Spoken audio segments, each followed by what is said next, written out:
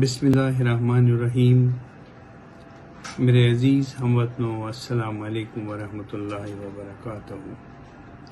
کل دہشت گردی کا ایک شرمناک واقعہ دلی لال قلعہ کے قریب رونما ہوا۔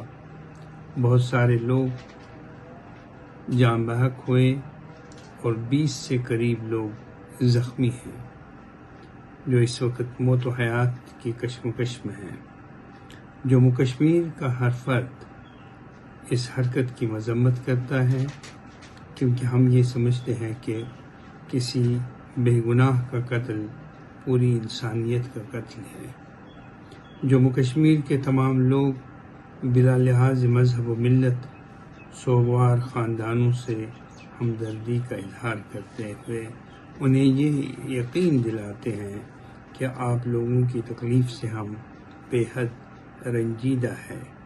ہماری تمام ہمدردیاں آپ کے ساتھ ہے۔ والسلام علیکم ورحمۃ اللہ۔